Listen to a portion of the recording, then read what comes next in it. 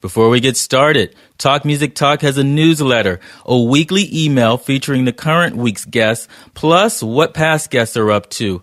Also, I'll tell you about shows I've attended and new music that I like. To sign up, head on over to talkmusictalk.com, click on the link, subscribe to newsletter, and you are all set. That's talkmusictalk.com. And now for today's episode. Hello there, my friend. Welcome to another episode of Talk Music Talk with Boice. I am Boice, and I'm your podcasting host. Thank you for checking it out, Talk Music Talk. It is a weekly music interview podcast where I have long-form conversations with people who are connected to music from different genres and different backgrounds, performers, music therapists, music journalists, established and emerging. And on this new episode, I had the pleasure of speaking to Gabriel Delicious. He is a singer-songwriter from LA. I discovered his new album on Bandcamp when it came out earlier this year.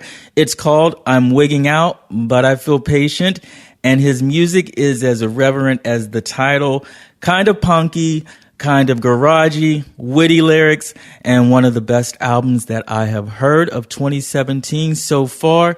He is a sound engineer, and we recorded this conversation when he was in New York doing sound for the latest show by the band The Growlers. A little bit about Gabriel. We talk about a lot in this short conversation. Background, violin at 5, guitar at 10. We get into his musical influences, his thoughts on collaboration. He talks about working on sound for other acts and how that has affected his own music. And of course, we talk about the Gabriel Delicious entity, the concept behind it, how he has been able to achieve honesty through having a character, Gabriel Delicious. And after the conversation, you will hear 2 songs, my 2 favorite songs from a great album. You should get the whole thing and hear the other great 6 songs. But from I'm Wigging Out, But I Feel Patient, you will hear Glossing and then Stranger Danger right after the conversation with Gabriel Delicious. Enjoy. As I do this, I research, right? Mm-hmm. And there's very little that I found on you. Do you prefer Gabe or Gabriel? I'll take either. Okay. Gabe's less syllables. Okay. So it's easier for most people. Usually when I get like a coffee or like something at a restaurant, I'm Dave. So I'll take that. Or Gabby. As long as you get the drink. Some people, when I started going by Delicious, people started calling me Deli up in Seattle and stuff. So responded to that. And, Gabe Deli. Yeah. Gabriel Deli. My old roommate just called me Deli. What's up, Deli? Deli. Okay. That was nice. Kind of where it all started. Mm-hmm. So are you from Seattle? Where are you from? That's where you're at now, right? You're based. I am now in Los Angeles. Okay. Extremely recently. When we first spoke, I was still in Seattle. I was in Seattle for 6 years. Grew up in North Carolina. Mm-hmm. Born in New York. Binghamton, New York. Okay. And how long were you in New York? Or do you remember?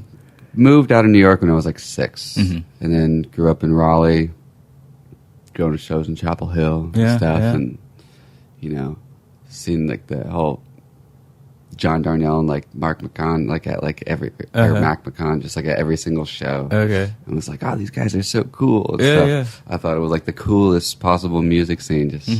But Chapel Hill is always fun. And siblings? Yeah. I have an older brother. Okay. Older brother. Still in Raleigh. Has a little baby turning 1 in a month or so. Gotta send him a surprise. Okay. My brother's a metalhead.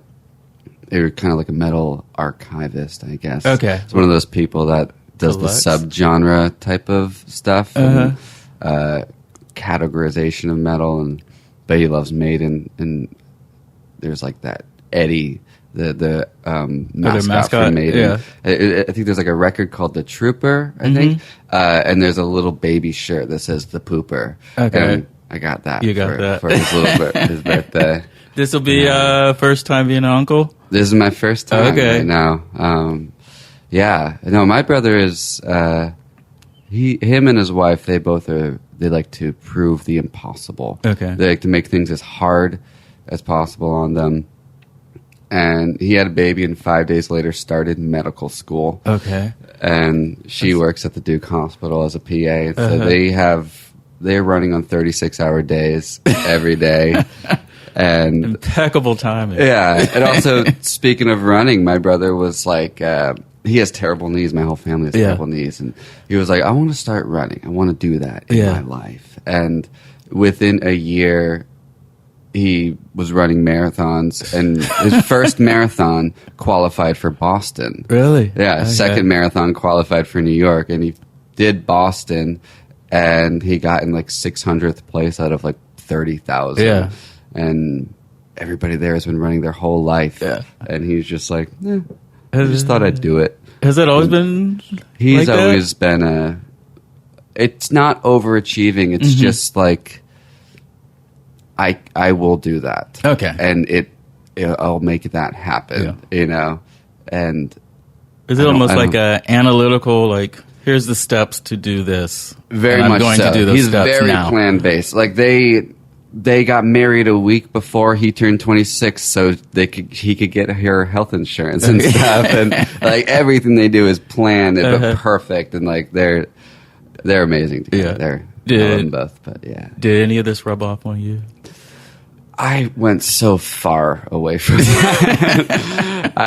My brother went to school for chemistry and now at medical school and math stuff, and I was like, I don't want to do any of this at all. Yeah. And it was like, the one thing I did was I guess it's kind of hard to get into like the audio world at a young age. You just proceed as like a kid, and I was like, screw that.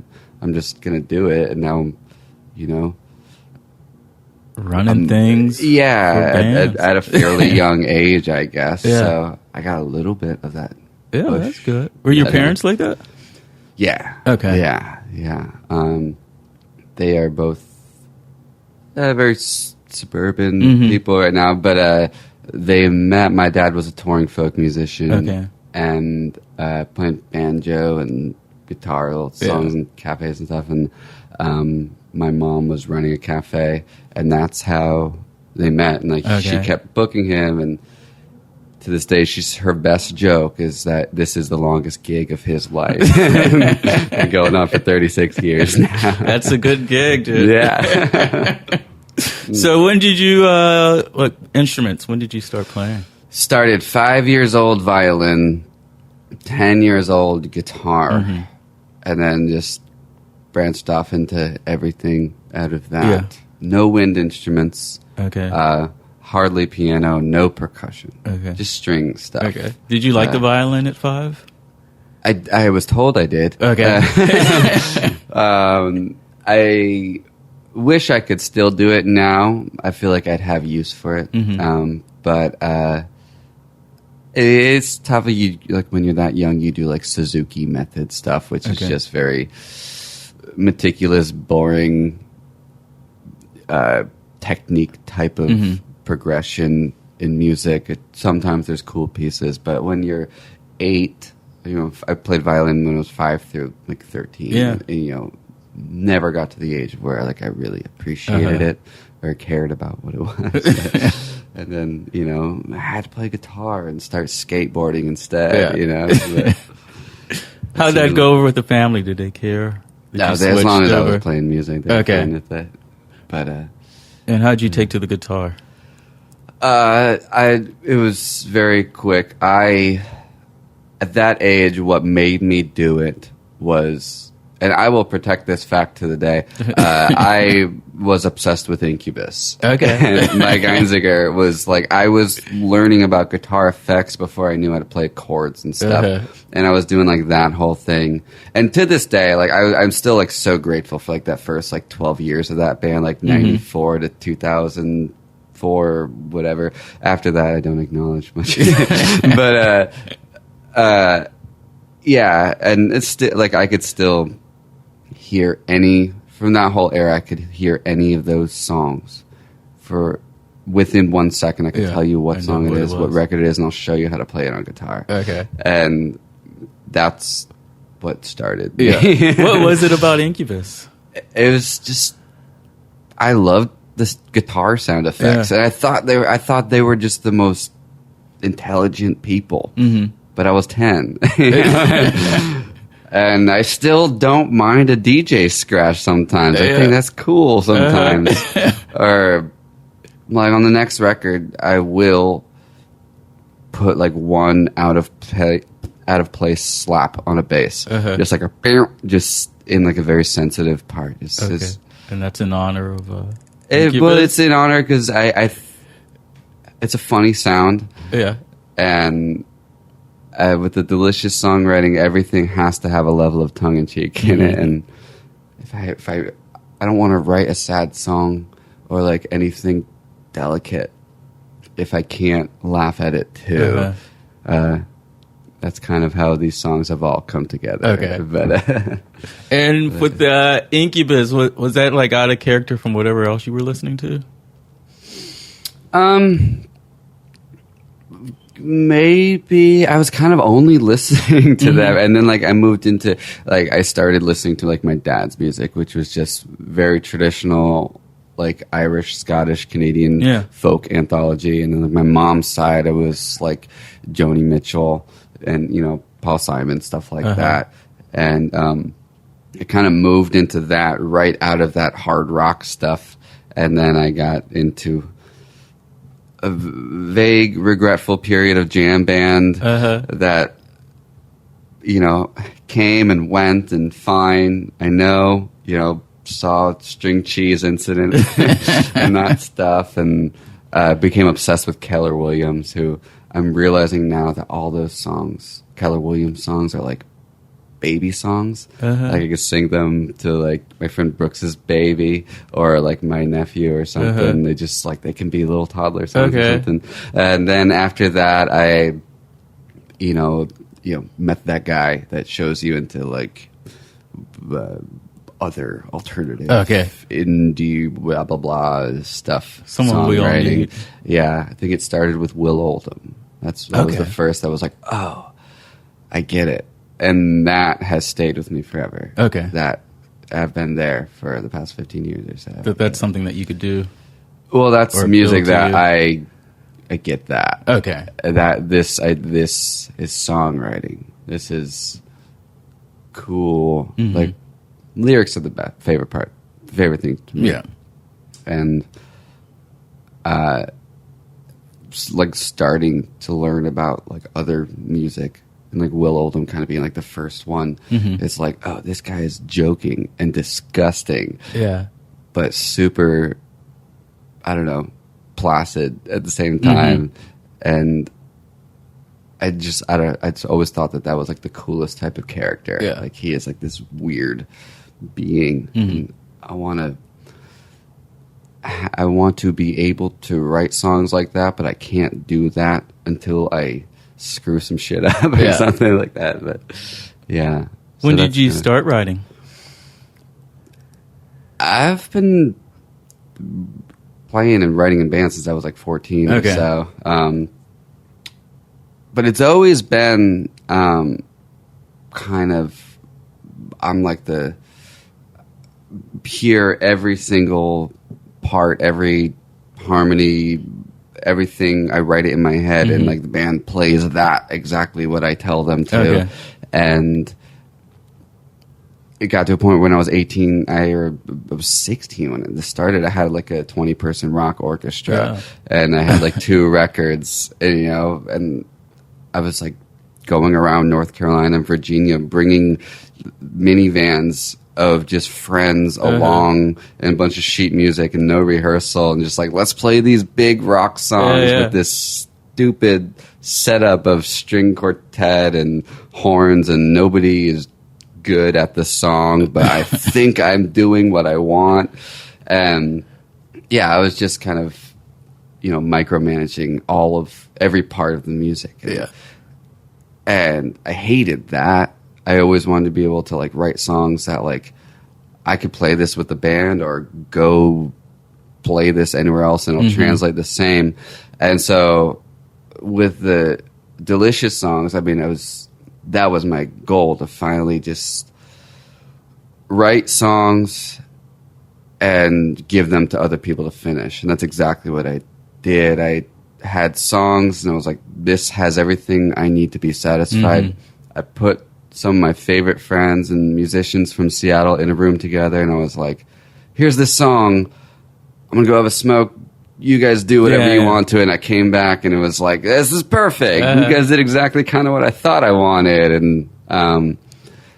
And so that's why it was so easy. It was just let other people make the songs better. And then...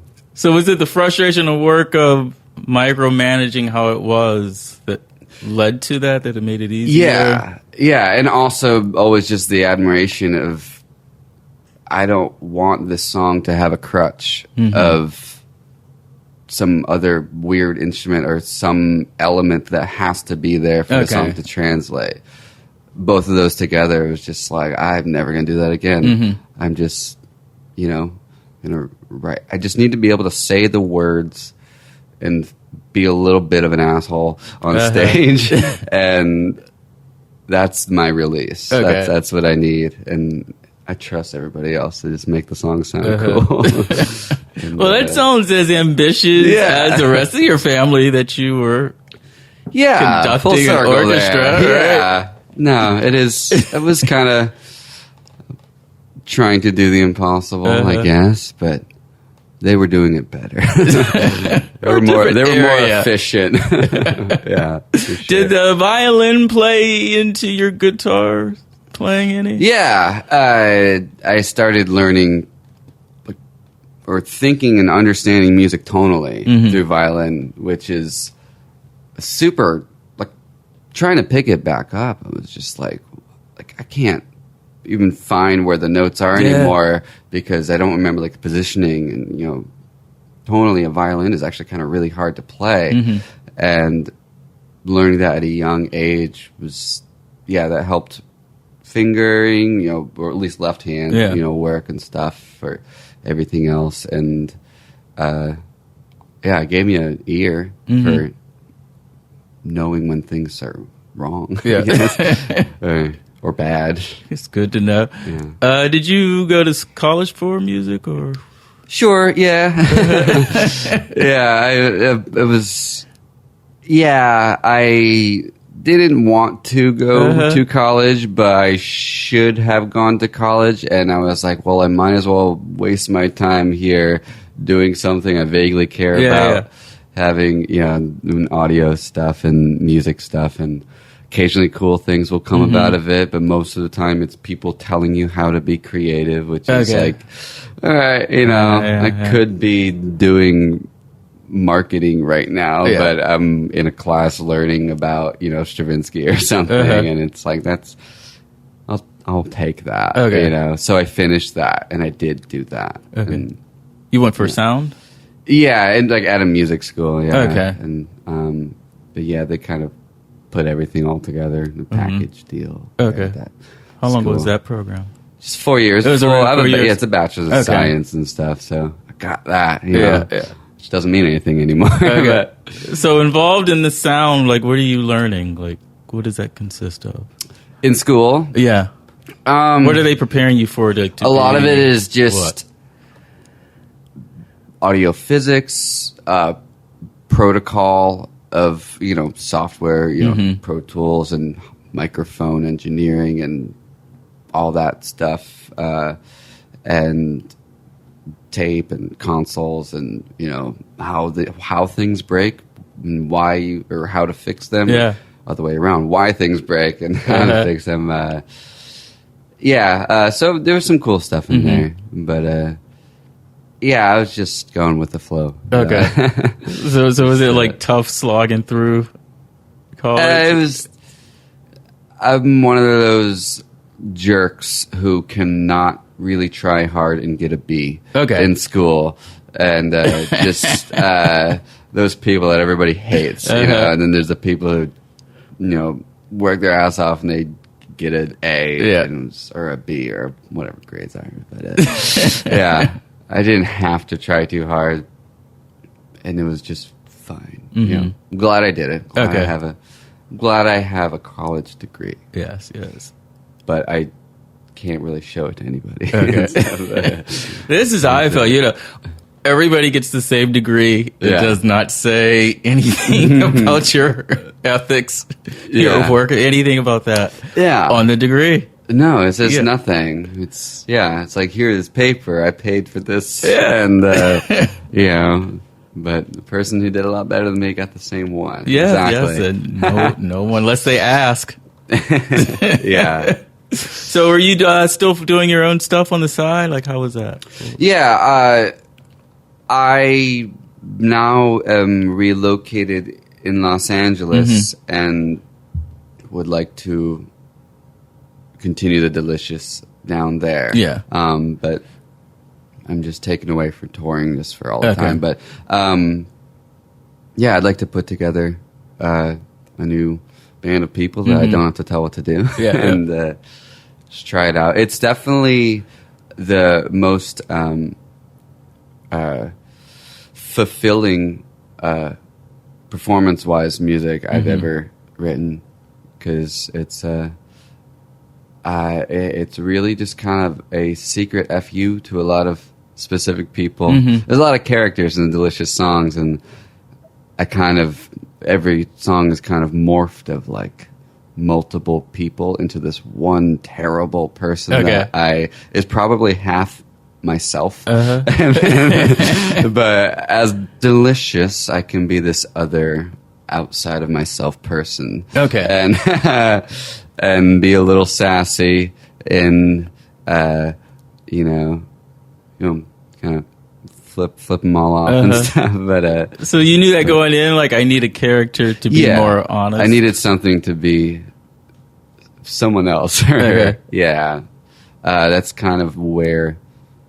Well, it started just out of a lot of drinking. A lot of drinking at Hattie's Hat in Seattle, where all my roommates worked, and I never had a bar tab, and probably owe them about $25,000, and I would just, in my head, just become someone else, and I would have like this little notepad, and like I would write down pages and pages of like, this phrase sounds funny.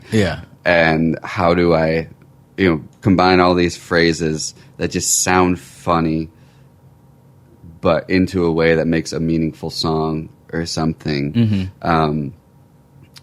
And I just created this silly character in my head, and I would just kind of always go there and allow myself to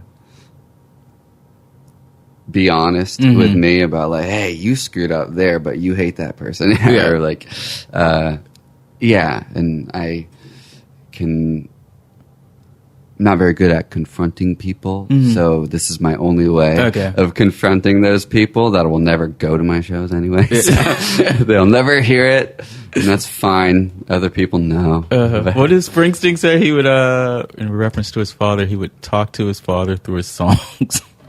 It's the exact same concept. I'm talking to old bosses, current bosses, exes, that one person at the bar that always makes me pay for my tab, or myself, and old bandmates and stuff. I could talk to them without them knowing that I'm making fun of them. So what were those pre-Delicious songs lyrically like? Very over intense, over metaphorical, stupid stuff I thought was intelligent, kind of like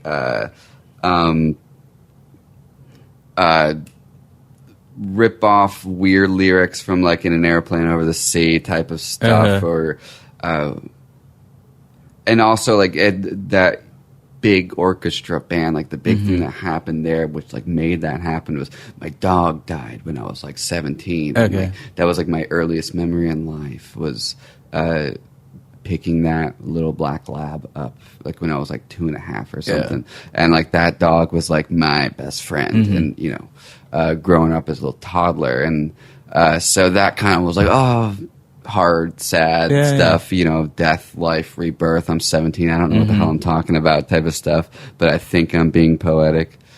And it was just like this 17-year-old kid is trying too hard. And then records after that were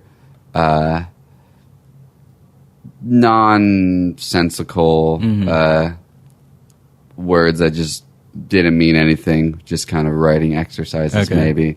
And no, this is the first time where I think I will always like these songs. And I will always think that these, like, they're exactly, you know, what I want to say to things, people and stuff. But yeah. Was it musically still the same? Earlier? Yeah, the sound. No, earlier was epic. You know. But post the orchestra, was it still... What's that? Post doing the orchestral Oh, yeah. Post that, you know, I got into the whole dream pop thing. I made reverb, synthy stuff, you know, like I have no integrity for this. I'll just put reverb on everything type of in my bedroom things. And then now it's just like, just put people in a room and make music. And I'll do my part. And musically it's gone everything. I mean, when I was 14 starting, I was playing bouzouki in a little Irish band, you know, with my dad at pubs and stuff. And I've gone through all. I never did metal or punk, though. Just every sort of weird rock thing, I guess, or folky, sad stuff. But I like it now. It's And what? So once you come up with the Gabriel Delicious vehicle, how long is the recording process? Like, what year was this? That was the best. Okay, so these songs kind of like came together over, and there's a lot more than like what were on that tape, but because it's 8. Yeah, it's 8 tracks, and those were just kind of like put together lyrically over like a year and a half or something, and then I've always said I wanted to do it, and like I had like the songs in my head, and then finally I was like, all right, I'm just gonna do it, and just put friends in a room, and they finished the songs, and you know, they did their part, and that was like a week and a half of that stuff. Recorded it in 2 days, and it was done. Yeah, like. The whole philosophy of it, like I was saying, is I want to do as little as possible. I'll let everybody else do their thing and just let the people that I like what they do. I had a guy come in and record it, and I like how he records, and he did it quick. We did it pretty much live for the most part, and that was done. And then my friend Kay from Den Tapes was like, I want to put this out. And I was like, cool, I like how you do it. Here you go. Do whatever you want. And like, do whatever art you want. And that was the only thing that was my idea, was the crooked nose thing on the front. My friend Trevor takes some really cool photos and kind of told everybody that he just punched me in the face, and then took a photo. We just kind of, was it double or juxta or whatever, put like a photo of my nose from this angle onto my face from this angle, and then I was like, cool, here, you guys do whatever you want with this. And he may have some outtakes you could put wherever you want. And he came up with the 3D. No, that was the Den Tapes. Willie, another guy from Den Tapes, was like, hey, do you want to do this in 3D? I was like, cool. And like everybody else came up with pretty much everything and did everything themselves, and it's the best record experience I've ever had in my life. It's I mean, because it is a hard thing in a way to like for people to give their art to other people and say, hey, you do this. Or, you know, artists that work with record producers are like, oh, I can't let you do this thing because, or I don't want to just give it to somebody and they'll change it because I want it to be mine. I want to be the writer, the producer. I want to self-wrote, record, did all this stuff, and that's cool. But then it's all just you and you have no other perspectives. And like if you just give things to other people, I always think that the collective ideas can be so much better than what a self-done thing can be, if that makes any sense. I guess. But yeah, it is kind of hard for artists to allow other people to do that. Because I'm thinking of someone now, they're working on their second album, and they're going through that thing where they are not letting the musicians do what they do best. Right. And these people actually have more experience than them. Sure. And instead of that, they're like, well, this is my vision, and it has to be this thing followed to the letter. Exactly. And there's no variation to see what the possibilities could be other than their own. Yeah, and there's nothing wrong with that, but it is like it is like kind of a sense of being a little bit naive, I guess. I mean, not to be insulting to anyone doing that, but it's just everyone's not Prince, that's for one. Yeah, that's one. That kind of puts the cap on that. Yeah, for sure. I mean, if you're Prince, that works wonderfully. Yeah, you can do everything. Yeah.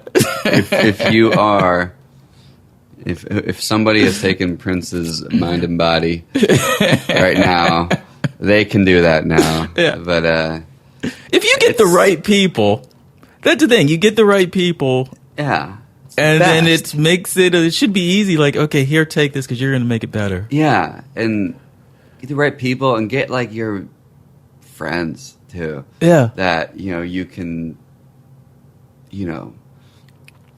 just joke around about something being so silly or like a musical idea. And then you keep doing that for a little laugh in practice. Yeah. And then it's like you just keep doing that. And like that's like a silly part of the song. Yeah. And that's probably everyone's favorite part of the song when they see the show, Was it easier for you to get to what you want and knew it was right because you worked sound with other bands? I think the one thing that doing a lot of sound work has done a lot for me is understanding arrangement in music. A lot of time, there could be a lot of clutter, guitars, cymbals, synthesizers, vocals, everything kind of in the same range. Yeah. And there's no ebb and flow or give and take that allows things to just be there in the space that they are supposed to be and nothing else taking away from it. That is a part of song, right? Okay. The arranging and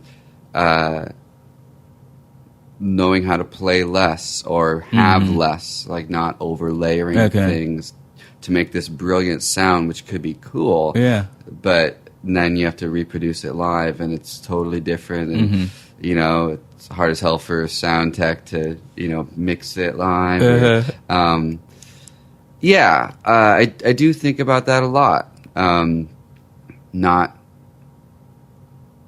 Not overpowering. I mean, with the Delicious stuff, I mean, the one thing I told everybody is like never play over the words. If anybody's playing anything, different octave or different, these songs are nothing to me if the words can't be understood in a live setting or on a record. And that's all just arrangement and sound. Has helped me understand that a lot better. And what about singing? Like, is that something that you have to work on a lot? I'm able to get away with it. Delicious, kind of like a lot of. I'm almost talking a little bit, and I can get away with anything. I can phrase anything however I want in a show. And I can move around. Everything is kind of written in this like minimal range that I have. There's hardly any notes I have to sing a couple times, and I usually will bomb them and stuff. But I mean, sometimes it's hard for like a bass vocalist like me to sing out over a band. Yeah. It's so much easier for a tenor to be like understood. Yeah. So if I could just kind of shout in rhythm and some vague key tonal stuff, you'll be all right. And Bob's your uncle, that's all I need. That's perfect for me. Well, how'd you learn about the phrasing? Because it's, with what you're saying, there's a lot of like wit and puns, and the phrasing has to be on for them to learn. I will 100% admit a destroyer. Okay. I mean, like that. It's obvious. But and also like Randy Newman, Scott Walker, Joni Mitchell too. Of course, I mean her phrasing is just—it's almost the same thing. She's doing a lot of talk phrase singing as stuff as well. I mean, Hajira is one of my favorite records ever, and it's just I do like that storytelling element that the phrasing or just kind of like talk singing kind of allows you to do. And also like Lungfish, were they a Philly band or were they a Pittsburgh band or DC? I think they were a DC band, but kind of a aggressive, post-punky, just poetic stuff. That's kind of all I would listen to, just lyric stuff. It happened to be that the music behind that stuff was all awesome too, but I just cared about the words and the personality. And the other thing is, when you're singing a song, you are, just kind of making a template for how your personality. But if I can write a song that I can express in a genuine way, but also adapt it to, this person fell out of their chair just now, and laugh while I'm saying so, like, make it current but genuine stuff. I can tell the stories however I want to. It just kind of gives me that forgiveness to not have to fill out the template and stuff. Okay, nice. I like it. And you mentioned like one of my favorite Joni albums. Oh, when I learned "Song for Sharon" with the phrasing, I just thought I was like the best. Like it was just like 8 minutes, no chorus. I mean, I grew up on my mom was a little typical flower hippie, listen to Blue every day. I was like 6 years old singing, carry it out, stuff like that. And, I think one time my mom like laughed at me because I was just in the back of like a minivan or something, probably going to a violin lesson, and my mom just heard me like under my breath go like, "Last time I saw Richard." It's like such a weird song for like a 7-year-old boy to just start singing. But you hear the live version on Miles of Owls, and she does "Last Time I Saw Richard," and the one part go, "Drink up now, getting on time to close," instead of singing it. Oh God, I haven't listened to the live. Yeah, dude, it's crazy. Yeah, she's like the waitress. Drink up now, getting on time to close. She's always been wonderful. Yeah. And I think it takes like a certain comfort, security in your music to be able to tell a joke. Yeah. And risk being like, oh, you're not a serious songwriter, but I think tell a joke that everybody will get. Yeah. I feel like my jokes confidence will get tomorrow, to do that. Like nobody's going to understand, what's funny, when they first hear it. Or I need a lyric sheet. Yeah. Yeah. God. Did you ever feel frustration in not having your own record out and you're working on other people's music? Every day. I feel frustration that I've been on the road with a different band for the last 8 months, and I want to play this stuff. I mean, I love these guys I tour with, but it's you always want to play your own stuff. It's great, but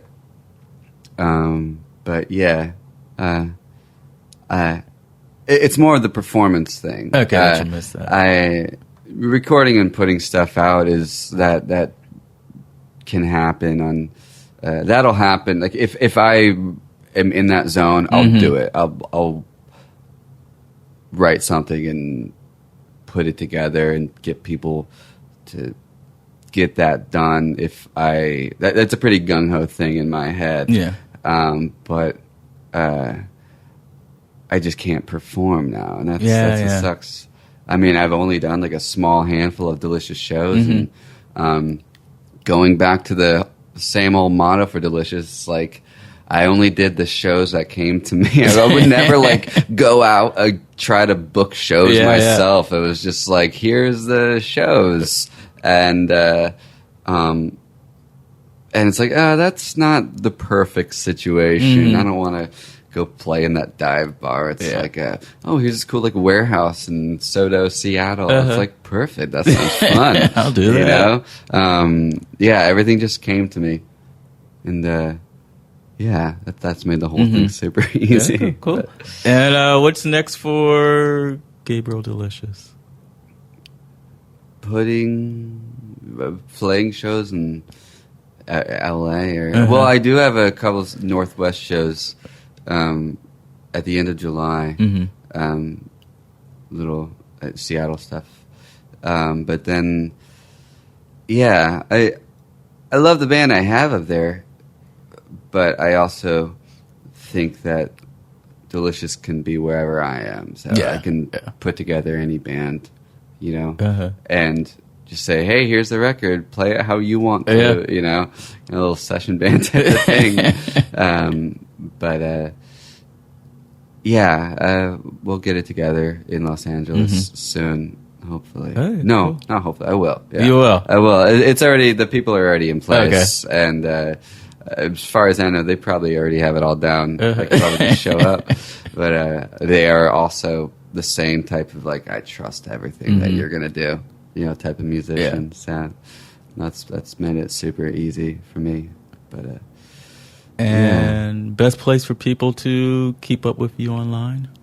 Instagram. Okay. That's the only one. I am pretty. That's my big one. Yeah. I'm not good with the Facebook stuff. Yeah. They make it as hard as possible. You can find it there. Okay. And Gabriel Delicious. Gabriel Delicious Instagram? on _ Delicious. Okay. Yeah. Gabriel Delicious _ Or Gabriel _ Delicious. Okay, I'll put that in the show that's my notes. Scram page. Okay, and on Bandcamp. On Bandcamp, Gabriel Delicious. That's got the and if you want a tape, you can find it on Den Tapes Bandcamp. Yeah, those are some cool cats. And I will put that in the show notes too. It's a excellent album cassette. Thank you. Yeah, I highly recommend it. I love every minute of it. Well, thank you so much for doing this. I enjoyed it. Thank you. Thanks for coming out and meeting me. Sure. It's great to be in New York City. Yeah, and I wish you all the best. Thank you so much. Sure. You take care. I'll take it on my own intuition, but I've been gone for weeks, and I think that you've been glad. So what could I come home to? Today I did nothing to advance myself. I just did some things that needed to get done.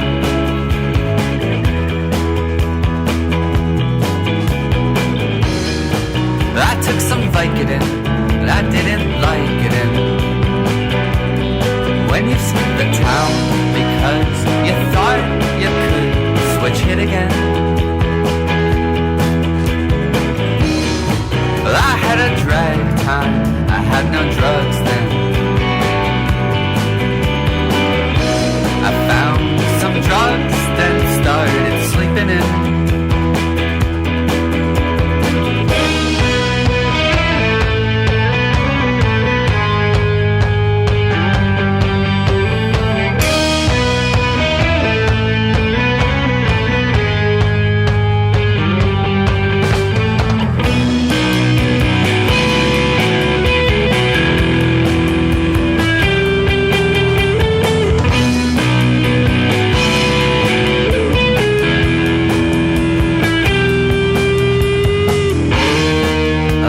hanging out, but I feel patient. And all of my insides don't feel too gracious. I better put them up for sale on the pavement. And if you called and wanted all that you've haunted, I would say maybe, oh baby, 'cause lately I've been getting off on nothing more than pay. I've been getting off on all our old friends these days. These days I feel empty when there's nothing in my hands. These days we're all just empty when there's nothing in our hands. The drum beat never stops. The drum beat never stops.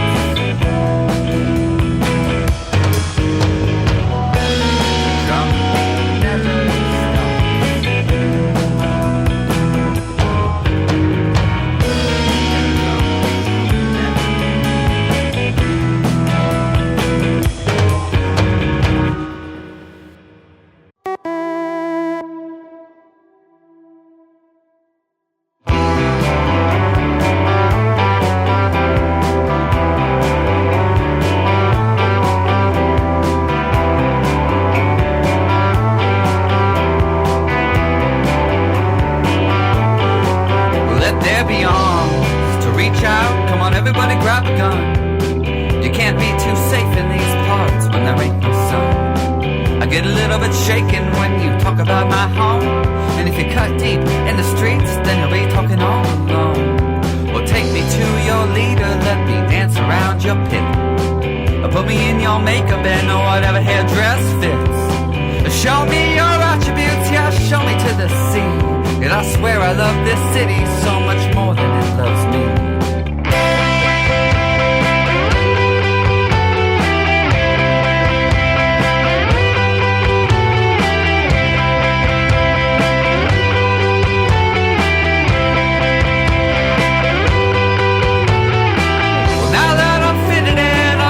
In your show, these songs have got me wondering how much longer there's to go. And I guess that I'm better off to move along, to go along. But then I feel good. The strangers keep on coming over and over. I can just protect what's mine.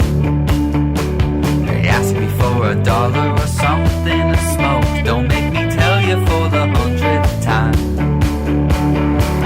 I'm competing too, don't you see? It's a part of something bigger than me.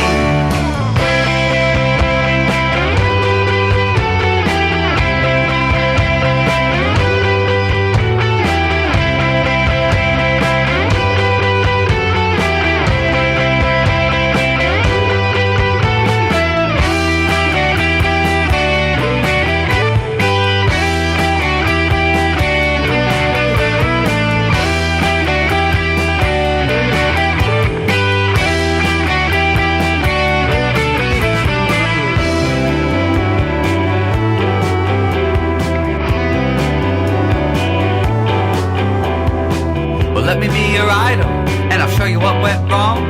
It's people just like you put too much faith in just one song. But then I never get out of this place, if not for long. Guitar.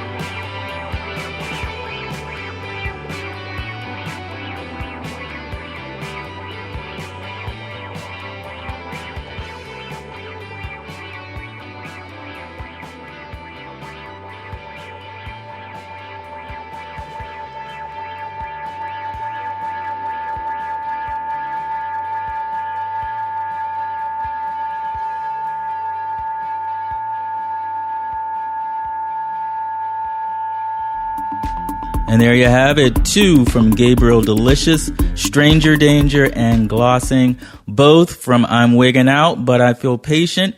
Out now on Den Tapes. You can get the download and the cassette at dentapes.bandcamp.com.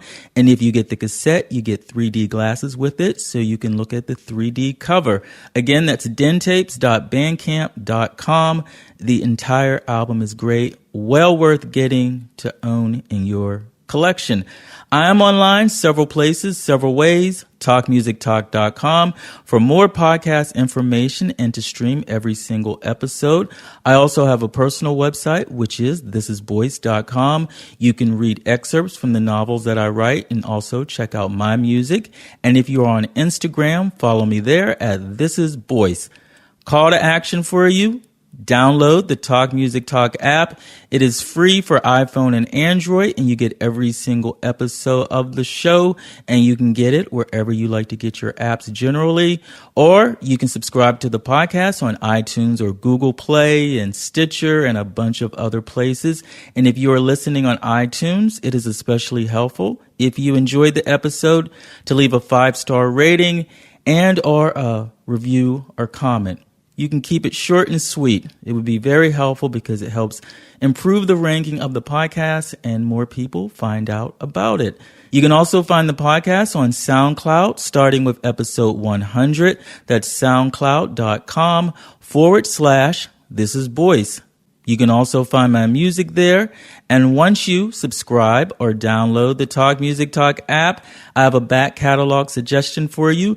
Episode number 37 with multi-instrumentalist Nate Wood. He has great solo music, also in the jazz fusion band Kneebody.